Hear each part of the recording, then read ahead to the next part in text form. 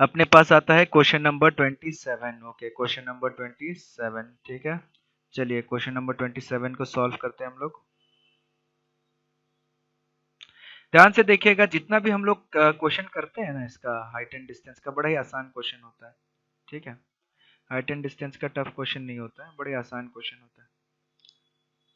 बस क्वेश्चन समझने की देरी होती है, बाकी सब फटाफट। क्वेश्चन नंबर 27, ध्यान से देखिए क्वेश्चन नंबर 27 में क्या है। An An observer from the top of a lighthouse that is 100 meter above the sea level, the angle of depression of a ship sailing directly towards it changes from 30 degree to 60 degree. Determine the distance traveled by the ship during the period of observation. ठीक है, ये last class में हम लोगों ने इसी तरीके का एक क्वेश्चन किया था, कार वाला। ठीक है, कार था, एक बिल्डिंग था, बिल्डिंग के ऊपर से कोई आदमी देख रहा था, उसी टाइप से। ठीक है, ध्यान से देखिएगा। सबसे पहले हम लोग क्या करेंगे, समझने की कोशिश कीजिएगा चीजों को। ठीक है, सबसे पहले हमारे पास क्या है, हमारे पास एक सी है इस तरीके का। ठीक है, an observer from the top of a light house, हमारे पास एक लाइट हाउस है, लाइट हाउस का नाम हमने ए बी रख दिया। ठीक है, ए बी हमने लाइट हाउस का नाम रख दिया। उसके बाद क्या बोला गया, एक एक करके देखते हैं। And observer as observer from the top of a lighthouse, तो ये ऑब्जर्वर हो गया top of a lighthouse 100 metre above the sea level, यानी कि जो लाइट हाउस है उसका हाइट है 100 मीटर। ठीक है, the angle of depression of A ship selling directly towards it. ठीक है, यानी कि एक शिप है हमारे पास। ठीक है, एक शिप है हमारे पास यहाँ पे, सेलिंग डायरेक्टली टुवर्ड्स ईस्ट, यानी कि शिप का जो डायरेक्शन है वो क्या हो रहा है, लाइट हाउस की तरफ जा रहा है। ठीक है, इसको नाम हम लोग सी रख दे रहे हैं। तब क्या होता है, जो एंगल ऑफ डिप्रेशन है, एंगल ऑफ डिप्रेशन है, पहले वाले का एंगल ऑफ डिप्रेशन ऐसा बनेगा। एंगल ऑफ डिप्रेशन कहां से कहां पहुंच जाता है, बोला गया 30 डिग्री से 60 डिग्री पहुंच जाता है, तो ये हो गया हमारा 30 डिग्री। फिर थोड़ी देर बाद चलते चलते चलते ये कहीं यहाँ पहुंच जाएगा डी पोजीशन में, शिप जो है। ठीक है, बोला गया है एंगल ऑफ डिप्रेशन जो है उसका चेंज होकर 30 से लेकर 60 पहुंच जाता है। ठीक है, तो यानी कि चलते चलते कहीं आगे पहुंच जाएगा। ठीक है, जब आगे पहुंच जाएगा तब बिल्डिंग का, सॉरी, लाइट हाउस के ऊपर जो आदमी है उसका एंगल ऑफ डिप्रेशन भी बदल जाएगा। ठीक है, तो इस बार उसका एंगल ऑफ डिप्रेशन कितना आ जाएगा, 60 डिग्री। ठीक है, उस हिसाब से अगर ये 30 डिग्री है तो हमारा ये भी कितना डिग्री आ जाता है, 30 डिग्री आ जाता है। अगर ये 60 डिग्री है तो हमारा ये भी कितना आ जाता है, 60 डिग्री आ जाता है। ठीक है, हमें क्या पूछा गया है, determine the distance travel by the ship during the period of observation, यानी कि डिस्टेंस इस ऑब्जर्वेशन में शिप कहां से कहां ट्रेवल किया, सी से लेके डी तक ट्रेवल किया, यानी कि हमें सी डी फाइंड आउट करना है। ठीक है, तो यानी कि टू फाइंड हम लोग देख लेते हैं हमें क्या चीज फाइंड आउट करना है, हमें फाइंड आउट करना है सी डी का वैल्यू। ठीक है, ये हमने साइड में हल्का सा लिख लिया। चलिए सॉल्व करते हैं, हमें हमारा डायग्राम कंप्लीट हो गया। ठीक है, सॉल्व करेंगे तो सबसे पहले क्या करेंगे, हमारे पास दो ट्राइंगल है, दोनों ट्राइंगल का हमारे पास एक इक्वल लेंथ दिया हुआ है। चलिए कोई बात नहीं, दो ट्राइंगल है हमारे पास, from triangle A B C. ठीक है, फ्रॉम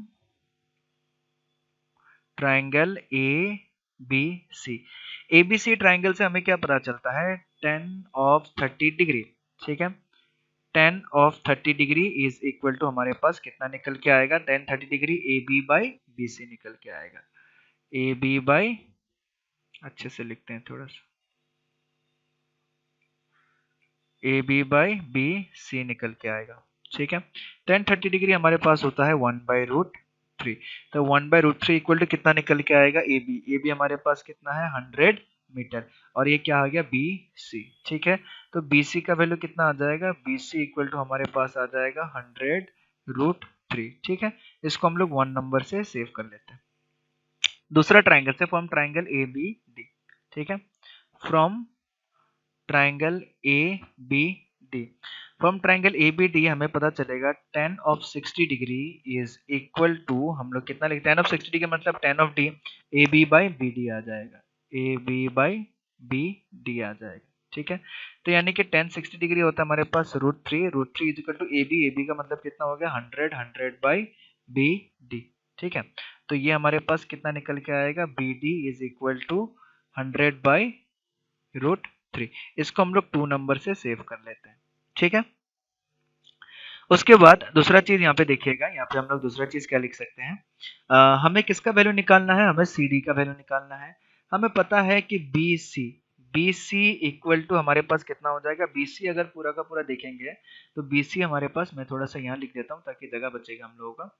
बी सी हमारे पास जो है पूरा का पूरा, B C is equal to कितना आ जाएगा, B D plus D C, B D plus D C. आप लोग खुद देख सकते हैं कि बी डी और डी सी दोनों को ऐड करने से पूरा का पूरा बी सी मिल जाएगा, बट हमें वैल्यू किसका फाइंड आउट करना है, सी डी का। तो C D is equal to कितना आ जाएगा, B C minus B D. ठीक है, तो बी सी का वैल्यू कितना निकला है, 100√3। ठीक है, बी सी का वैल्यू कितना नहीं, सॉरी सी डी निकाल रहे हैं हम लोग। तो सी डी इक्वल टू हमारे पास कितना आ गया, B C minus B D. तो B C is equal to हमारे पास कितना है, 100√3 minus B D. B D का वैल्यू कितना है, 100/√3। तो इसमें से क्या करेंगे, अगर हम लोग 100 कॉमन ले लेंगे तो ये आ जाएगा √3 माइनस 1/√3। तो ये कितना आ जाएगा, ये हमारे पास आ जाएगा 103 माइनस 1/√3। तो ये कितना आ जाएगा, 3 माइनस 1 हो जाएगा 2, 200/√3 ये हम लोग के पास आ गया। ठीक है, 200/√3। अब √3 का वैल्यू 1.732 पुट करके इसका आंसर जो है उसको फाइंड आउट कर लेना है। ठीक है, यानी कि 200/√3 मीटर इसका आंसर निकल गया। आया समझ में? Yes sir. यस। चलिए बहुत बढ़िया। ठीक है, ध्यान से देखिएगा, अगले क्वेश्चन की तरफ बढ़ते हैं हम लोग। हमारा कौन सा था, क्वेश्चन नंबर 27 था। क्वेश्चन नंबर 27 हमने कर लिया। ठीक है, अगला देखते हैं 27 के बाद अगला कौन सा है, 34। तो क्वेश्चन नंबर 34 की ओर चलते हैं।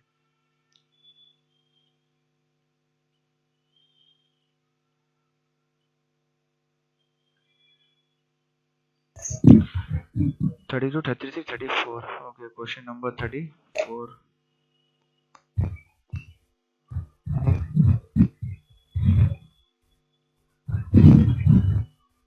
ठीक है, ये हमारे पास आ गया क्वेश्चन नंबर 34। ठीक है, ध्यान से देखिएगा क्वेश्चन नंबर 34। क्वेश्चन नंबर 34 क्या बोल रहा है, a man observes a car from the top of a tower which is moving towards the tower with uniform speed. ये तो कल ही ये क्वेश्चन किया था। If the angle of depression of the car changes from 30 degree to 45 degree in 12 minutes, find the time taken by the car now to reach the tower. ठीक है, कल ही किया था हम लोगों ने ये क्वेश्चन। आप लोगों ने किसका डाउट था ये, बस 12 सेकंड, 12 मिनट्स की जगह 6 सेकंड दिया हुआ था। ठीक है, 45 की जगह 60 दिया हुआ था, बाकी सारा चीजें सेम था। मैं एक बार फिर से करके बता दे रहा हूँ, आप लोग सीख लीजिएगा अच्छे से इस बार। ठीक है, किसका किसका डाउट था ये, मेरा। ओके सिद्धि। ठीक है, ध्यान से देखिएगा, कल मैंने ये क्वेश्चन एक बार और बताया था, अभी मैं एक बार और बता देता हूँ, ध्यान से ऑब्जर्व कीजिएगा। ठीक है, सबसे पहले देखिएगा ये स्पीड डिस्टेंस का क्वेश्चन है, तो स्पीड डिस्टेंस और टाइम का क्वेश्चन है। ठीक है, तो हमें एक फॉर्मूला पता होना चाहिए। हम लोग 34 वाला क्वेश्चन कर रहे हैं, सबसे पहले हमें फॉर्मूला पता होना चाहिए कि स्पीड इक्वल टू हमारे पास क्या था, डिस्टेंस बाय टाइम। ध्यान रखिएगा, speed is equal to distance by time. ये फॉर्मूला हम लोगों को याद रहना चाहिए, speed is equal to distance by time. बाकी सारा चीजें आसान है, ध्यान से देखिएगा। A man observes a car from the top of a tower, यानी कि कहीं ना कहीं हमारे पास एक ग्राउंड है और एक कहीं ना कहीं टावर है। ठीक है, टावर के ऊपर में एक आदमी होता है, उसका नाम रख दिया ए। ठीक है, और ये टावर है हमारा ए बी। वो मैन क्या करता है, टावर, बिल्डिंग के टावर से कार को ऑब्जर्व करता है। ठीक है, और जिस कार को ऑब्जर्व करता है उसका नाम हमने रख दिया सी। ठीक है, which is observes a car from the top of a tower which is moving towards the tower, यानी कि वो कार किसकी ओर मूव कर रहा है, टावर की ओर ही मूव कर रहा है। ठीक है, कार जो है वो टावर की ओर ही मूव कर रहा है विथ ए यूनिफॉर्म स्पीड, यानी कि स्पीड जो है वो कांस्टेंट है, स्पीड चेंज नहीं हो रहा है। If the angle of depression of the car changes from 30 degree, यानी कि पहली बार जब वो देखता है कार को, अपना माइक्रोफोन ऑफ कर लीजिए सत्यम। पहली बार जब वो कार को देखता है उसका एंगल ऑफ डिप्रेशन होता है 30 डिग्री। ठीक है, पहली बार जब वो कार को देखता है उसका एंगल ऑफ डिप्रेशन होता है 30 डिग्री। फिर कार इस तरह मूव कर रहा है, कार मूव करते करते करते करते मान लिया हम लोगों ने इस पोजीशन में पहुंच गया। ठीक है, और कितना मिनट बाद, 12 मिनट बाद। ठीक है, तो हमने ये देखा कि 12 मिनट ट्रेवल किया उसने, 12 मिनट ट्रेवल करके ये जो है डी मिनट में पहुंच गया। ठीक है, 12 मिनट ट्रेवल किया, 12 मिनट ट्रेवल करके डी पॉइंट पे पहुंच गया। जब डी पॉइंट पे पहुंच गया, ध्यान से देखिए, जब डी पॉइंट पे पहुंच गया तो ये कुछ, हाँ जब डी पॉइंट पे पहुंच गया तो ये कुछ इस तरीके से हो गया, ठीक है। अब जब डी पॉइंट पे पहुंच गया तब बोला जा रहा है कि अब जो इसका एंगल ऑफ डिप्रेशन है वो हमारा बन गया है 45 डिग्री, ठीक है। अगर ये 45 डिग्री है तो ये भी 45 डिग्री होगा, अगर ये 30 डिग्री है तो हमारे पास ये भी कितना होगा, 30 डिग्री होगा, ठीक है। उसके अलावा कुछ इन्फॉर्मेशन नहीं दिया हुआ है। जब इस तरीके का इन्फॉर्मेशन नहीं दिया हुआ रहता, हमें समझ में नहीं आता करना क्या है, तो हम क्या करेंगे, दो ट्रायंगल बन रहा है, जो इक्वल साइड है उसको हम लोग इक्वल करने की कोशिश करेंगे, ठीक है। ध्यान से देखते हुए जाइएगा।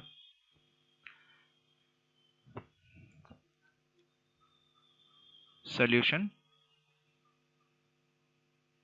इस पे हम लोग क्या करेंगे, दो ट्रायंगल बन रहा है from triangle A B C, दो ट्रायंगल ले लेते हैं from triangle A B C. A B C triangle से हमें क्या पता चलेगा, tan of 30 degree, tan of 30 degree equal to हमारे पास कितना आ जाएगा, A B by B C निकल के आएगा, A B by B C, ठीक है। ए बी तो हमें इक्वल करना है, tan 30 डिग्री हो जाएगा 1/√3 equal to A B by B C, ठीक है। तो ए बी इक्वल टू हम लोग कितना लिख सकते हैं, A B is equal to लिख सकते हैं बी सी बाई √3, ठीक है। इसको 1 नंबर से हम लोग सेव कर लेते हैं, ठीक है। चलिए एक चीज हम मान लेते हैं कि हमें सी डी डिस्टेंस हमें फाइंड आउट क्या करने के लिए दिया गया,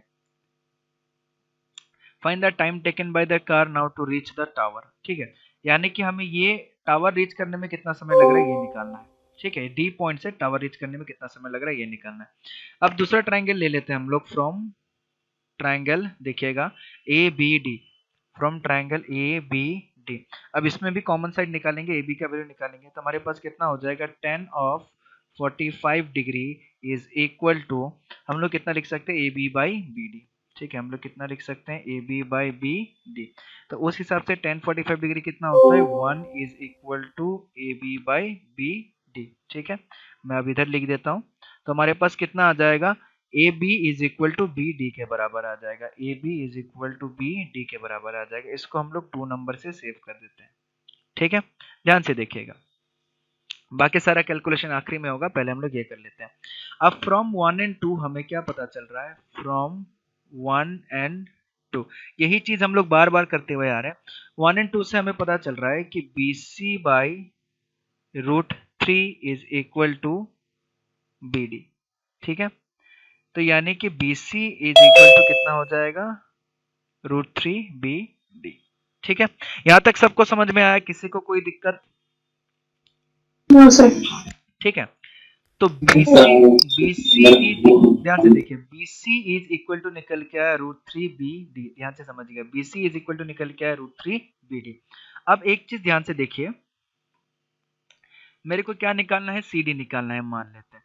तो BC अगर मैं करूंगा तो BC इक्वल टू हमारे पास कितना हो जाता है, BC इक्वल टू हमारे पास होता है BD प्लस CD, ठीक है। BC इक्वल टू हमारे पास कितना हो जाता है, BD प्लस CD, ठीक है। BC इक्वल टू हमारे पास कितना होता है, BD प्लस CD, ठीक है। तो BC का वैल्यू हमारे पास कितना है, BC का वैल्यू हमारे पास कितना है, BC का वैल्यू हमारे पास है √3 BD, BC का वैल्यू हमारे पास है √3 BD इक्वल टू कितना हो गया, BD प्लस CD। तो CD का वैल्यू कितना आ जाएगा, ध्यान से देखने की कोशिश कीजिए, तो CD का वैल्यू कितना आ जाएगा, √3 BD माइनस BD, यानी कि इसको लिख सकते हैं √3 माइनस 1 BD। क्या यहाँ तक आप लोगों को समझ में आया, यस सर। ठीक है। Yes sir. अब ध्यान से देखिएगा, चीजों को थोड़ा सा आसान बनाने के लिए, ये BCBD देखने में बड़ा अजीब लग रहा है, तो चीजों को थोड़ा सा आसान बनाने के लिए हम ऐसे कर देंगे कि लेट BD इक्वल टू हमने ले लिया x, BD को हमने मान लिया x, ठीक है। अब जब BD को हमने x मान लिया तो BC का वैल्यू कितना हो गया, √3x, और CD का वैल्यू कितना हो गया, √3 माइनस 1x। आया समझ में, यहाँ तक क्लियर। चीजों को थोड़ा सा आसान बनाने के लिए हम लोग ना 3 फ्रॉम 3 एंड 4, मैं यहाँ पे लिख सकता हूँ फ्रॉम 3 एंड 4, 3 एंड 4 को यूज करके, फ्रॉम 3 एंड 4, ठीक है। हमने क्या किया, BD को हमने x मान लिया, जैसे BD को हमने x मान लिया तो मेरा BC का वैल्यू कितना था, BC का वैल्यू था कहाँ गया, √3 BD, तो इसलिए √3x लिख दिया क्योंकि BD का वैल्यू x लिखा हुआ था।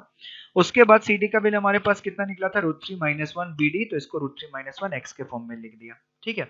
अब CD का डिस्टेंस कितना हो गया, अब ध्यान से समझिएगा, अब थोड़ा सा चीज है, आप लोग को समझना है इसके आगे, ठीक है। CD का डिस्टेंस कितना हो गया? CD का डिस्टेंस हो गया √3 - 1x, ठीक है।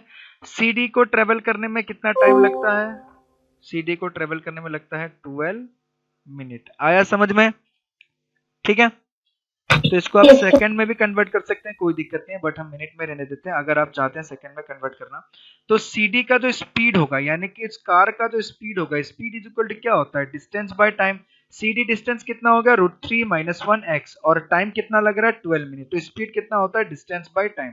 तो √3 - 1x डिवाइडेड बाय 12 मिनट, ठीक है। अगर हम सेकंड में कन्वर्ट करना चाहें तो सेकंड में भी ये हमारे मीटर पर मिनट के फॉर्म में कन्वर्ट कर दिया। यहाँ तक समझ में आया? स्पीड कितना निकल गया कार का?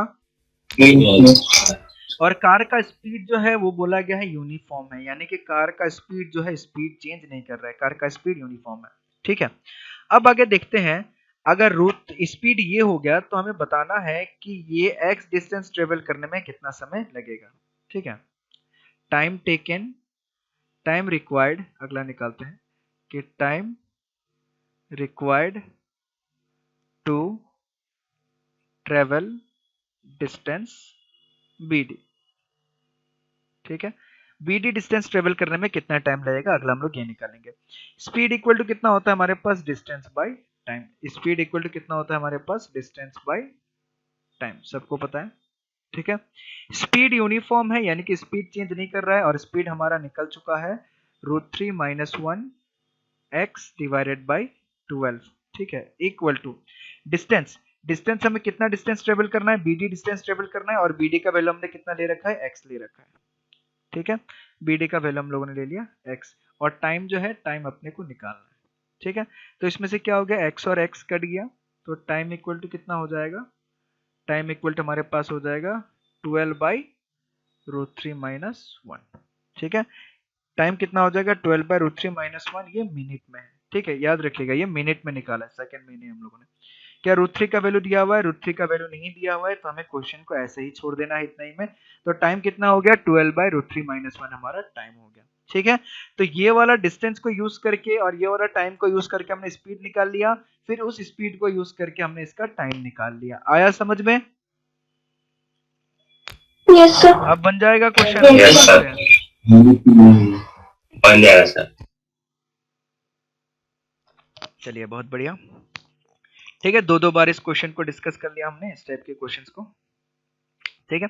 34 हमने कर लिया, अगला 35 देखते हैं, बस खत्म ही होने वाला है। 35 35 कहाँ चला गया? ओके, 35 यहीं पे है, ठीक है। 35 क्वेश्चन देखते हैं।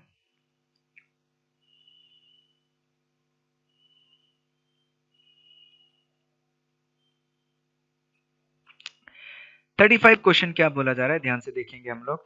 N aeroplane is flying at a height of 300 metre above the ground. चलिए पहले इसको लिख लेते हैं कि एक एरोप्लेन है, 35 वाला क्वेश्चन, ठीक है। एक एरोप्लेन है हमारे पास, ये हमारा ग्राउंड हो गया, और यहाँ पे कहीं ना कहीं चलिए एक एरोप्लेन मूव कर रहा है, ठीक है। कितना हाइट पे? At a height of 300 metre above the ground.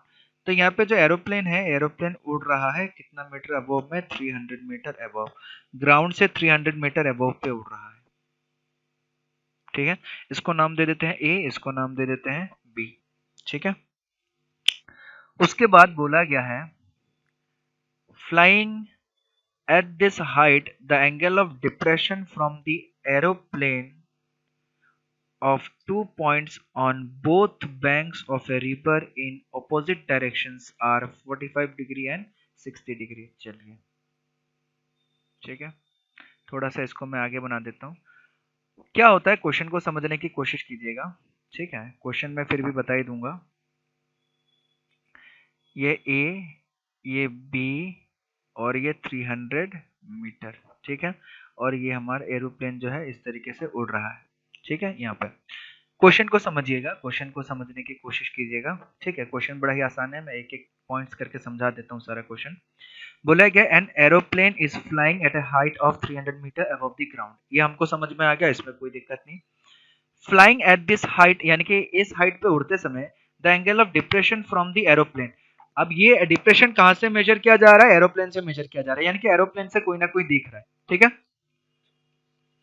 Of 2 points, aeroplane से कहां दिख रहा है? 2 पॉइंट्स दिख रहा है। 2 पॉइंट्स कौन सा? On the bank of a river, यानी कि रिवर के किनारे पे, इन ऑपोजिट डायरेक्शंस, यानी कि जो रिवर का किनारे में है वो ऑपोजिट डायरेक्शंस में है। ऑपोजिट डायरेक्शंस में मतलब अगर प्लेन में एक आदमी एक पॉइंट अगर इधर है प्लेन में तो दूसरा पॉइंट इधर में होगा प्लेन का, ठीक है। यानी कि दोनों जो पॉइंट है प्लेन के ऑपोजिट डायरेक्शन में है, ठीक है। एक पॉइंट इधर में है तो दूसरा पॉइंट इधर में है, ऐसा बोला गया। तो एक का नाम रख देते हैं सी, दूसरे का नाम रख देते हैं डी, ठीक है। उसके बाद क्या चीज बोला गया है? जो एंगल ऑफ डिप्रेशन है, एक है 45 डिग्री, दूसरा है 60 डिग्री, ठीक है। तो एंगल ऑफ डिप्रेशन जो है, एक है 45 डिग्री और दूसरा है 60 डिग्री, ठीक है। एक है 45 डिग्री, दूसरा है 60 डिग्री। अब एंगल ऑफ डिप्रेशन जो होता है उसको कहां से मेजर किया जाता है? लाइन ऑफ साइट से मेजर किया जाता है, आप लोगों को पता होगा। तो एंगल ऑफ डिप्रेशन जो है उसको कहां से मेजर किया जाएगा? उसको यहां से मेजर किया जाएगा। कहां चला गया? इस तरीके से, ठीक है। तो इसको मान लिया चलिए हमारा 60 डिग्री और इसको मान लिया चलिए हमारा 45 डिग्री, ठीक है। यहां तक क्लियर है आप लोगों को? कोई दिक्कत यहां तक? No sir. और ये 60 नो होने के सर। वजह से ये भी हमारा 60 बन जाएगा, ठीक है। और ये 45 होने की वजह से ये भी हमारा 45 डिग्री बन जाएगा। तो यहां तक हम लोगों ने कर लिया, ठीक है। उसके बाद find the width of the river. River के दोनों किनारे में रहता है, यानी कि रिवर के दोनों बैंक में अगर रहता है दोनों के ऑपोजिट डायरेक्शन पे, तो यानी कि सी और डी, ये दोनों पॉइंट हो गया रिवर के किनारे का पॉइंट। तो यानी कि रिवर जो है कितना, रिवर का वाइड कितना है? C D. तो यानी कि क्या फाइंड करना है हमें? हमने पता लगा लिया, हमें क्या फाइंड करना है? To find C D. ऐसा क्वेश्चन में लिखना नहीं, मैं बस आप लोग को समझाने के लिए बता रहा हूँ कि हमें क्या फाइंड आउट करना है, ठीक है। हम लिखेंगे जो सॉल्यूशन में लिख रहा हूँ वही चीज आप लोग को लिखना है। तो यहाँ पे हमें दो ट्राइंगल मिल रहा है, ठीक है। तो दो ट्राइंगल देखते हैं, एक एक ट्राइंगल करके ले लेते हैं। From triangle A B C, A B C, हमें बीसी वाला साइड को यूज करना है क्योंकि बीसी प्लस बीडी जो होगा यही हमारा हाइट विड्थ होगा पूरा का पूरा।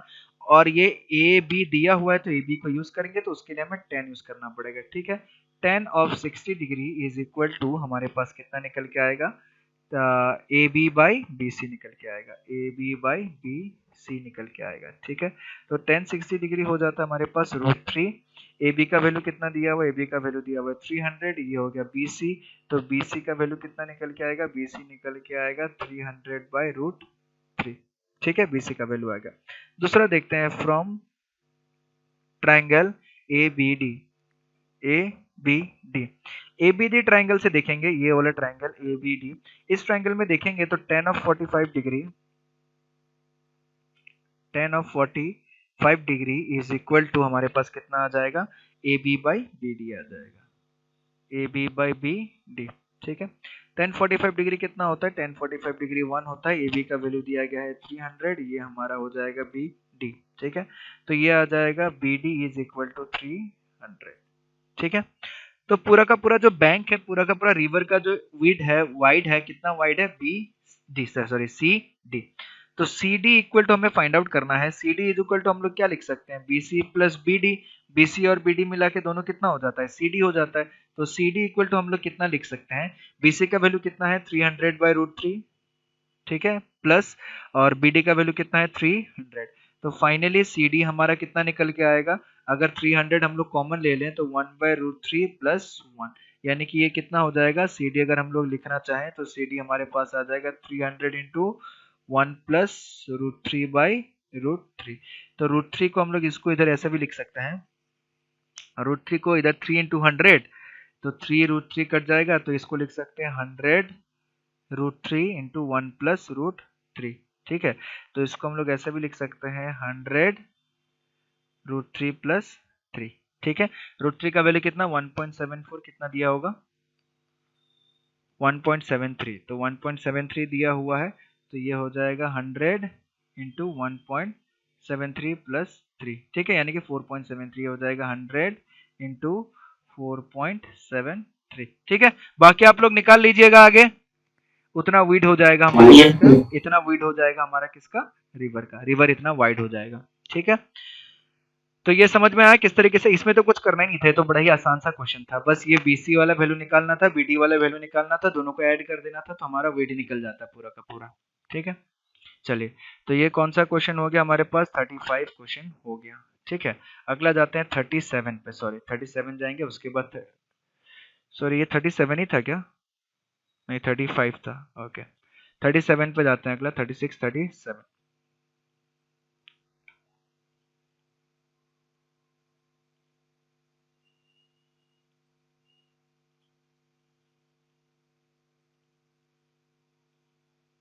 ठीक है, 37 हमारे क्या है, from the top of a hill the angle of depression of two consecutive kilometer stones due east are found to be 45 degree and 30 degree respectively। ठीक है, find the height of the hill। बाप रे, सबसे पहले इस question को समझने की कोशिश करते हैं, क्वेश्चन नंबर 37, क्वेश्चन नंबर 37। ठीक है, ध्यान से देखिएगा, बोला गया from the top of a हिल, यानी कि कहीं ना कहीं एक पहाड़ है, पहाड़ की ऊंचाई से, ये मेरा ग्राउंड हो गया, ये मान लेते हैं हमारा पहाड़ है, पहाड़ की ऊंचाई है। ठीक है, इसको हमने मान लिया ए, इसको हमने मान लिया B, from the top of a hill, पहाड़ की ऊंचाई से। ठीक है, from the top of a hill the angle of depression of two consecutive kilometre stone due east.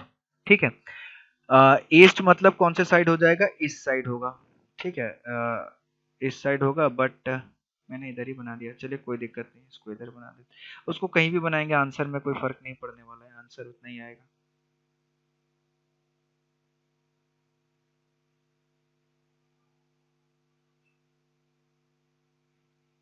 ठीक है, इसको इधर बना देते हैं हिल, इसको दे देते हैं ए, इसको दे देते हैं बी। ठीक है, द एंगल ऑफ डिप्रेशन, यानी कि हिल के ऊपर से देखा जाता है, the angle of depression of two consecutive kilometre stone. To consecutive, consecutive का मतलब क्या होता है, सबसे पहले बताइए मेरे को।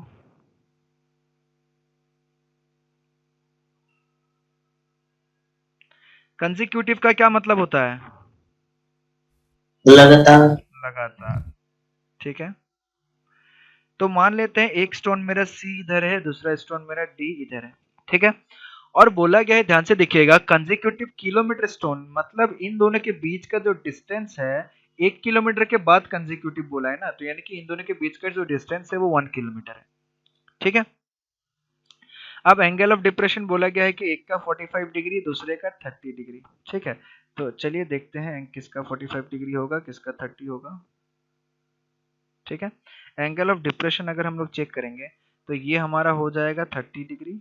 ठीक है, और ये वाला डिप्रेशन हो जाएगा 45 डिग्री, यानी कि हम लोग बता सकते हैं कि ये एंगल हो जाएगा हमारा 30 डिग्री और ये एंगल हो जाएगा हमारा 45 डिग्री। ठीक है, तो ये हमारा हो जाएगा एंगल ऑफ डिप्रेशन वाला स्टोन का पूरा खेला। अब बोला गया है find the height of the hill, height of the हिल क्या है, ए बी, तो यानी कि हमें क्या फाइंड आउट करना है, ए बी का वैल्यू को फाइंड आउट करना है अपने को। ठीक है, चलिए अब काम पे लग जाते हैं। तो इसमें कोई भी कुछ नहीं दिया हुआ है, सिर्फ ये 1 किलोमीटर दिया हुआ है, तो हम लोग क्या करते हैं, हम लोग इसको वही ट्राइंगल इक्वल करने की, साइड इक्वल करने की कोशिश करते हैं। ठीक है, फ्रॉम कॉमन साइड को इक्वल करेंगे, अब अगर कॉमन साइड दिया हुआ नहीं है तो कॉमन साइड को इक्वल करेंगे, from triangle A B C, A B C triangle से हमें कितना मिल जाएगा, 1045 डिग्री, 1045 डिग्री इक्वल टू कितना हो जाएगा, A B by B C, A B by B C. ठीक है, 1045 डिग्री मतलब इधर कितना हो गया, 1 हो गया, इधर हो गया हमारे पास ए बी, ओके, इधर हो गया ए बी, इधर हो गया बी सी। ठीक है, तो हमारे पास कितना हो जाएगा, B C is equal to, यानी कि A B is equal to हमारे पास कितना हो जाएगा, बी सी हो जाएगा, ए बी इक्वल टू हमारे पास बी सी हो जाएगा। इसको हम लोग 1 नंबर से सेव कर लेते हैं। ठीक है, दूसरा, फ्रॉम triangle A D B, from triangle A D B, A D B वाले ट्राइंगल से हम लोग क्या देखते हैं, tan of 30 degree, tan of 30 degree equal to कितना आ जाएगा हम लोगों के पास, A B by B D आ जाएगा, A B by B D आ जाएगा। ठीक है, तो टेन 30 डिग्री कितना हो जाता है, 1/√3, इसको थोड़ा सा ऐसे लिख देते हैं, रुको,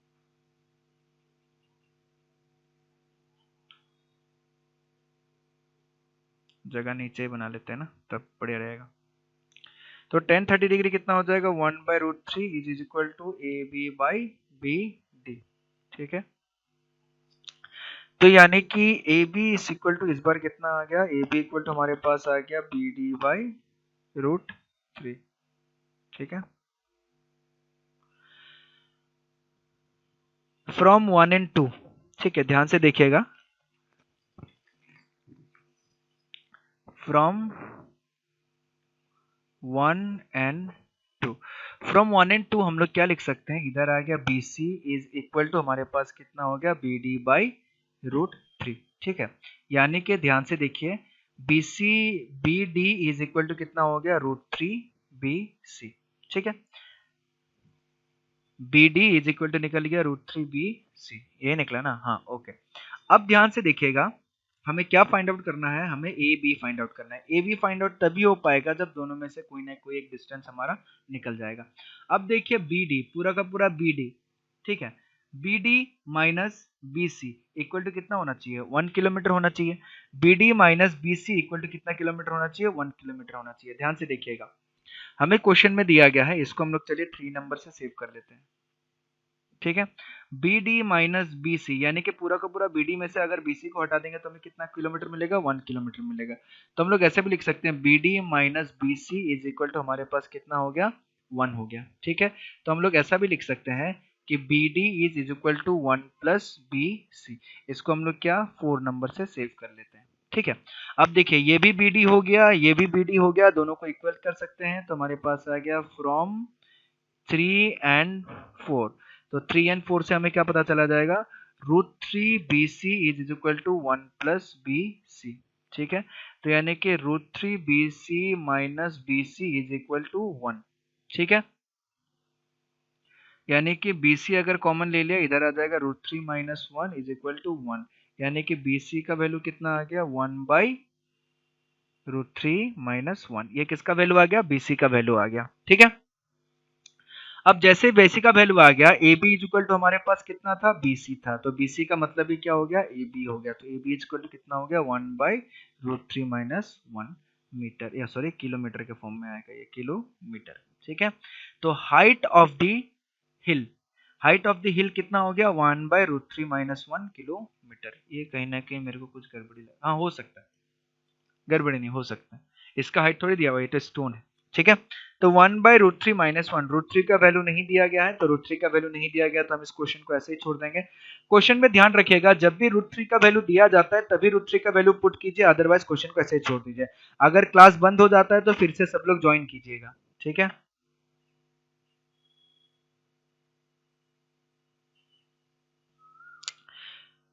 तो मैं क्या बता रहा था कि जब तक √3 का वैल्यू नहीं दिया जाए तब तक आप लोग को √3 के टर्म में ही छोड़ देना है, इसको ज्यादा दिमाग लगा के कि 1.734 इस तरीके से चीजों का दिमाग नहीं लगाना है। अगर क्वेश्चन में इस तरीके से दिया जाता है कि take √3 is equal to this, तभी पुट कीजिएगा, अदरवाइज √3 के टर्म में भी छोड़ दीजिएगा तो क्वेश्चन सही है, क्योंकि √3 का वैल्यू हम लोग नहीं निकाल सकते, वो एक इरेशनल नंबर है। जब तक वो इरेशनल नंबर के फॉर्म में रहता है तो उसको वैसे ही रहने देना है। अगर क्वेश्चन बोलता है कि √3 का वैल्यू पुट कर दीजिए, तब आपको पुट कर देना है। ठीक है, यहाँ तक कंप्लीट। अब हमारे पास बचा हुआ है आखिरी क्वेश्चन। ठीक है, आखिरी क्वेश्चन क्या है, 37 हो गया, आखिरी क्वेश्चन हमारा है 38। ठीक है, तो 38 नंबर क्वेश्चन देखते हैं कि हमारा क्या है, एकदम आखिरी क्वेश्चन, बस खत्म, ये चैप्टर फिनिश।